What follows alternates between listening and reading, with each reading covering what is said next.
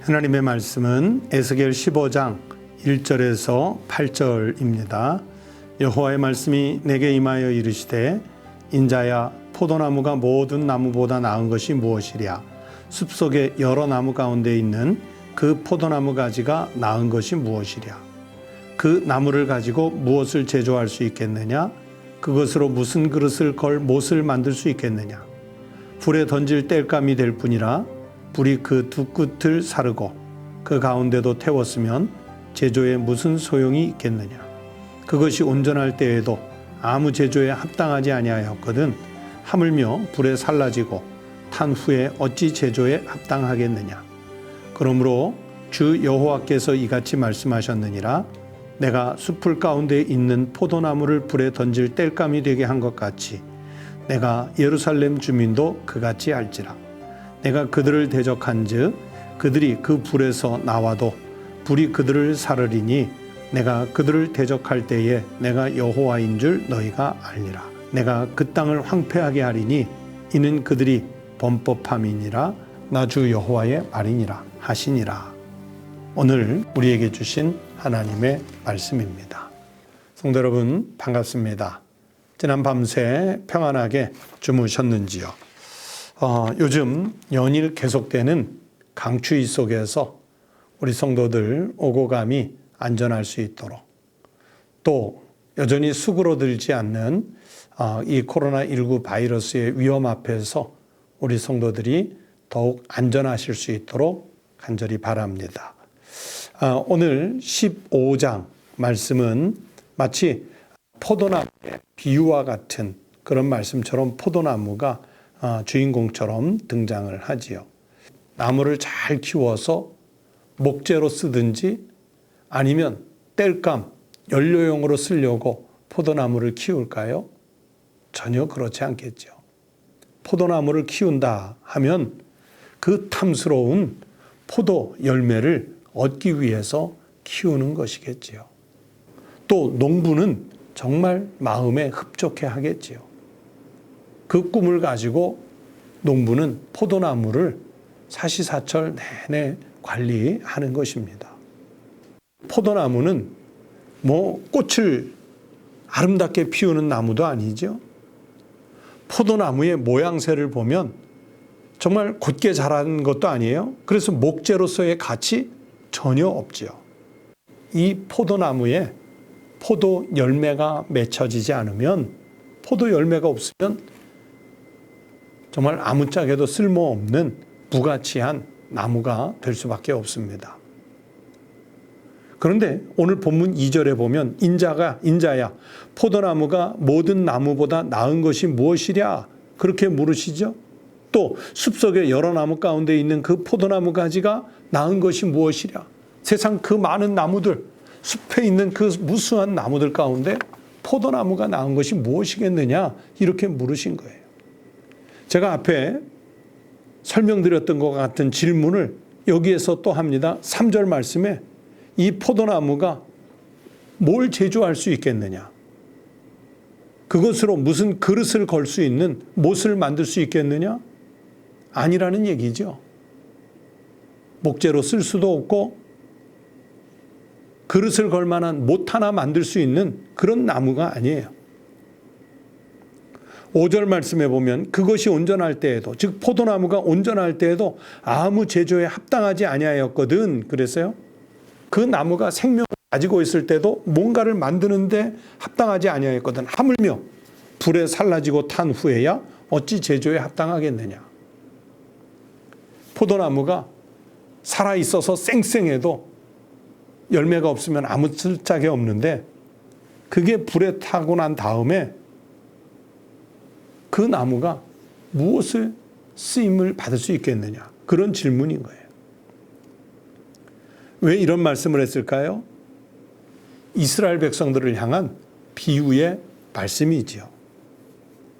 여기에서 포도나무는 이스라엘을 상징하는 겁니다. 남유다를 상징하는 거예요. 유다에게서 이스라엘에게서 하나님께서 거두시고자 하시는 포도 열매와 같은 그 열매가 없으면 이스라엘 민족일지라도 유다 족속일지라도 어느 짝에도 쓸모가 없어지는 거예요. 열매 없는 이스라엘, 열매 없는 포도나무와 같고요. 그것이 심판을 받아서 불에 타고 나면 더더욱 쓸모없는 나무와 같이 이스라엘이 버림을 받게 될 것이라는 내용의 말씀입니다. 사실 이런 말씀이 선포될 때 이스라엘은요, 정말 패역해서 끝까지 회개할 줄 모르는 그런 민족이었어요. 마치 하등 쓸모없는 포도나무와 같이 돼버렸어요. 그래서 이제 곧 불에 던져질 그런 포도나무와 같이 아주 절대적 위기 앞에 놓여 있게 된 것입니다. 그래서 이 비유의 예언을 들으면서 우리가 신앙인으로서 그런 교훈을 얻습니다. 첫 번째는 열매 맺지 못하는 신앙은 하나님 앞에서 가치가 없어진다는 것을 명심해야 합니다. 여러분, 성도들의 가치가 있지 않습니까? 갈라디아서 5장 22절부터 23절에서는요. 그것을 성령의 9가지 열매라고 그랬어요. 사랑과 희락과 화평과 오래 참음과 자비와 양성과 충성과 온유와 절제의 열매. 우리가 이 9가지 열매는 다 맺을 수 없을지라도 그 9가지 중에 2가지, 3가지, 4가지, 많으면 5가지, 6가지 하나님께 우리의 인생을 통해 거둘 수 있는 열매를 올려드리는 삶을 우리가 살고자 해야 하나님 앞에서 쓸모있는, 가치 있는 나무가 될 것 아니겠습니까? 열매가 없으면 하나님은 이스라엘을 가차없이 심판하신 것처럼 우리도 하나님 앞에 섰을 때 그런 공의로운 하나님의 심판대 앞에서 판단을 받을 날이 분명히 있을 것입니다. 두 번째, 하나님이 심판을 시작하면 그 심판을 피할 자가 없다는 사실을 알아야 합니다. 7절 말씀을 보세요. 내가 그들을 대적한 즉 그들이 그 불에서 나와도 불이 그들을 사르리니 내가 그들을 대적할 때에 내가 여호와인 줄 너희가 알리라. 여러분, 이 포도나무 가지들을 모아다가 불에 떼는데 그런데 가끔 삐져나오는 것도 있을 것 아니에요? 그러면 그것을 태우기로 작정한 농부, 화부는 그것을 잡아다가 다시 불에 넣지요.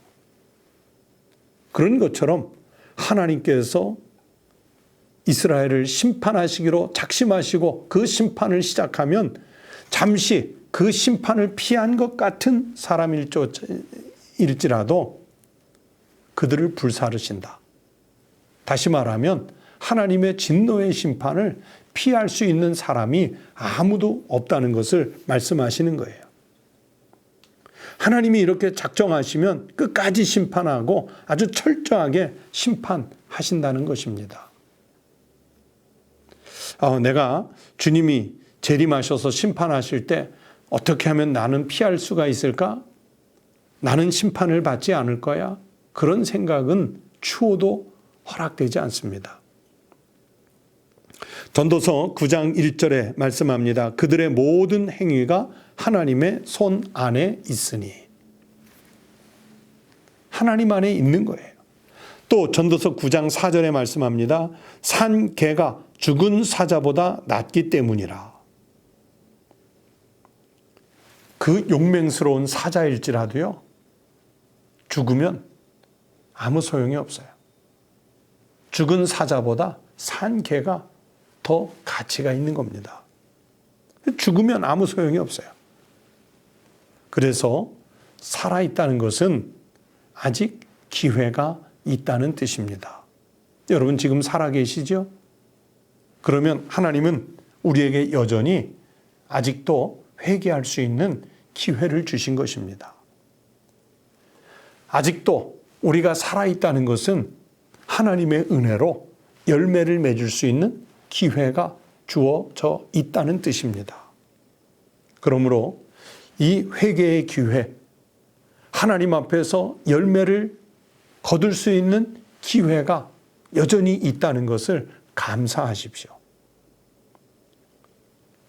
그래서 이렇게 회개의 기회, 열매를 맺을 수 있는 기회가 주어졌을 때 정말 신실하게 하나님의 뜻을 찾고 신실하게 우리가 지켜야 할 믿음의 삶을 살아내셔야 합니다. 2021년 하나님이 우리에게 새해를 주셨잖아요.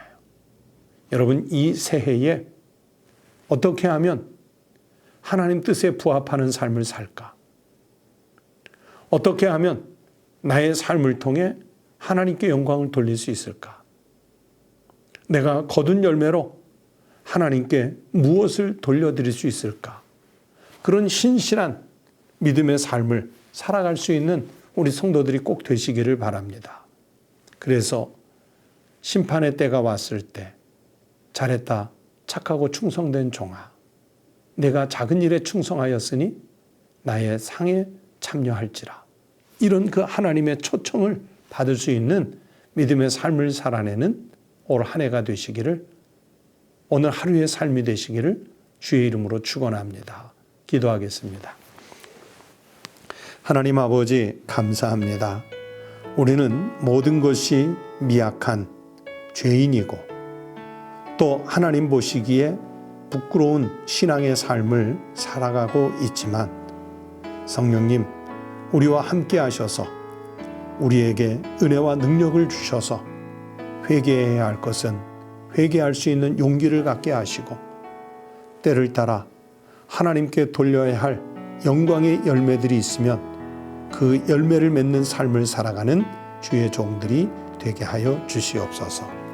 하나님, 오늘도 우리에게 생명의 기회를 주셨으니 살아있을 때 회개할 것 회개하고 열매 맺을 것 열매를 맺을 수 있는 거룩한 성도의 삶을 살게 하여 주시옵소서. 하나님, 우리 사랑하는 청복교회가 하나님 말씀 앞에 신실하게 서서 이 위기의 시대 때 영혼을 살리고 부흥을 이루는 교회가 되게 하여 주시옵소서. 하나님, 이 위기의 시대 때 우리 한국교회를 들어서 어둠이 만연한 곳에 빛이 일어나게 하시고 소금의 역할을 감당케 하여 주시옵소서. 금년도 우리 교회의 표요처럼 주여 이제 회복하게 하소서. 상처받은 이들, 아픈 이들, 넘어진 이들, 주저앉은 이들, 희망을 잃고 좌절하는 이들, 그 영혼들이 다시 일어나고 회복할 수 있는 복이 일어나게 해 주시옵소서. 우리 성도들의 기도와 간구를 들어주시고 연락하여 주시옵소서. 우리 주님 예수 그리스도의 이름으로 간절히 기도드리옵나이다. 아멘. 함께 기도하실 제목을 나누겠습니다. 성도 여러분, 첫 번째는요, 나의 신앙생활로 인해서 하나님께 드릴 수 있는 열매가 과연 무엇인지, 그 열매를 맺을 수 있는 삶을 위해서 헌신하는 기도를 드리십시다. 두 번째는 우리 청북교회와 또 한국교회가 이런 시대적인 위기 속에서 빛의 사명, 소금의 사명을 잘 구원해서 하나님 보시기에 합당한 열매를 맺을 수 있도록 기도하십시다. 세 번째는 우리 성도들의 가정과 또 가족들이 품은 새해의 소망들이 있을 것 아니겠습니까? 기도 제목들이 있을 것 아니겠습니까? 그 소망과 기도의 제목들이 잘 성취될 수 있도록 기도해 주시기 바랍니다. 이 시간 다 함께 기도하겠습니다.